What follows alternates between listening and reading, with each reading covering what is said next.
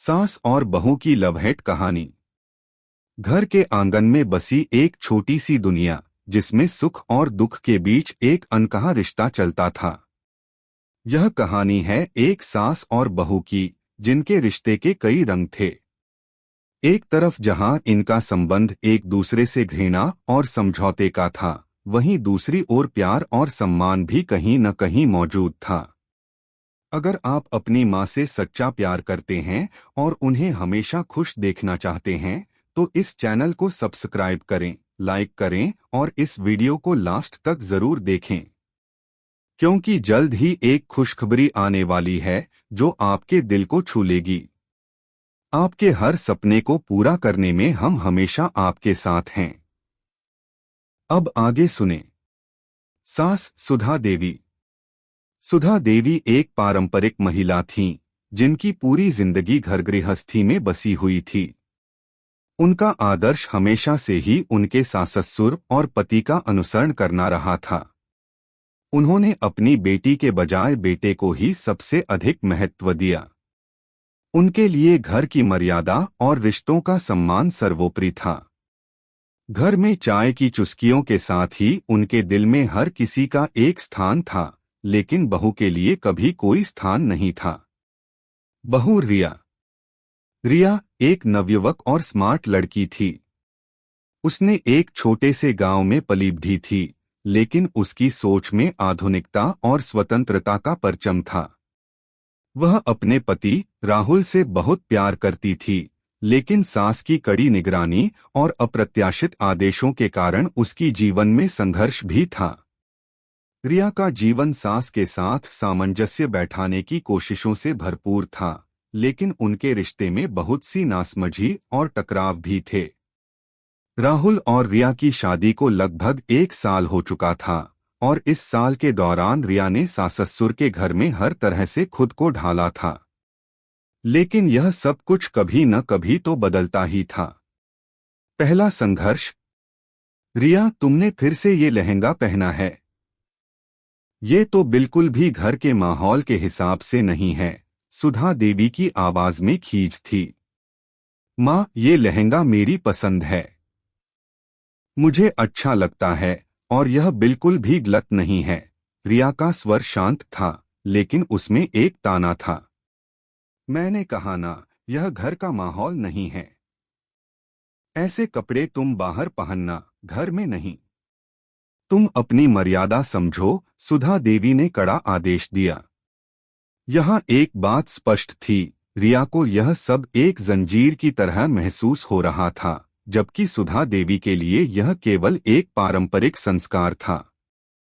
दोनों के बीच यह छोटी सी बात इतनी बढ़ी कि दोनों के बीच फिर कई दिनों तक बातचीत बंद रही। राहुल ने बीच में आकर स्थिति को संभालने की कोशिश की, लेकिन वह खुद भी दुविधा में था। दूसरा संघर्ष। कुछ दिन बाद रिया ने रसोई में आकर खाना बनाना शुरू किया। वह जानती थी कि सुधा देवी की निगाहें हमेशा रसोई पर होती हैं। जैसे ही रिया ने नमक थोड़ा ज्यादा डाल दिया, सुधा देवी ने कहा, तुम्हें कुछ काम नहीं आता क्या? यह क्या कर दिया है तुमने? एक साधारण सा दाल भी सही नहीं बना सकती हो। रिया ने एक गहरी सांस ली और धीरे से कहा, माँ, मैंने हमेशा कोशिश की है, लेकिन मैं सब कुछ सही नहीं कर सकती। हम सब इंसान हैं। तुम इंसान हो तो क्या तुम्हारे लिए भी आदतें बदलना मुश्किल है? सुधा देवी ने कटाक्ष किया। रिया को यह सब बहुत बुरा लगता था, लेकिन वह चुप रही। उसने तय किया था कि वह सबको खुश करने की कोशिश करेगी, लेकिन कभी न कभी उसका गुस्सा फूटेगा ही। तीसरा संघर्ष। समय गुजरता गया और रिया ने यह महसूस किया कि सुधा देवी ने हमेशा उसकी स्वतंत्रता पर पाबंदी लगाई थी।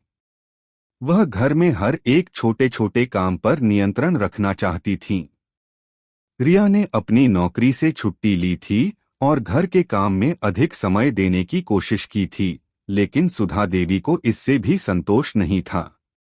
एक दिन रिया ने साहसिक कदम उठाते हुए, माँ, मुझे अपने जीवन के कुछ हिस्से खुद बनाने का अधिकार चाहिए। मैं अब घर की पूरी जिम्मेदारी नहीं ले सकती। यह सुनकर सुधा देवी का चेहरा क्रोध से लाल हो गया। तुम्हें क्या लगता है, रिया? तुम्हारी इतनी बड़ी बड़ी बातें करना तुम्हारे लिए ठीक है? तुम नहीं समझती हो कि घर के नियम क्या होते हैं? सुधा देवी ने गुस्से में कहा। लेकिन रिया ने अपनी बात रखी। माँ, मुझे लगता है कि घर के हर सदस्य को अपनी जगह मिलनी चाहिए। हम सभी के अधिकार हैं। सास और बहू का एक अनकहा रिश्ता। हालांकि समय बीतने के साथ दोनों के रिश्ते में एक बदलाव आया। रिया ने धीरे धीरे यह समझना शुरू किया कि सुधा देवी का रवैया केवल एक पारंपरिक दृष्टिकोण से आता है। सुधा देवी ने भी महसूस किया कि रिया में कुछ खास है और उसकी सोच में एक नई दिशा है। रिया ने धीरे धीरे सुधा देवी के साथ और अधिक समय बिताना शुरू किया। उन्होंने घर के छोटे छोटे कामों में मदद की और कभी कभी एक दूसरे से बातचीत भी की। एक दिन रिया ने सुधा देवी से पूछा, माँ, क्या आप कभी भी मेरे जैसे कपड़े पहनती थीं? सुधा देवी थोड़ा चौंकी, लेकिन फिर मुस्कुराईं। मैंने कभी नहीं सोचा था, लेकिन अगर मैं तुम्हारे जैसे कपड़े पहन पाती तो शायद अच्छा होता। रिया ने फिर धीरे से कहा, माँ, अगर आप कभी चाहें तो हम साथ में शॉपिंग कर सकते हैं। यह एक छोटी सी बात थी, लेकिन इसने उनके रिश्ते में हलचल मचा दी। सुधा देवी ने खुद को थोड़ी ढीला किया और रिया की बातों में अपने लिए भी कुछ सीखने की कोशिश की। समय के साथ रिया और सुधा देवी के रिश्ते में हलचल और बदलाव आता गया।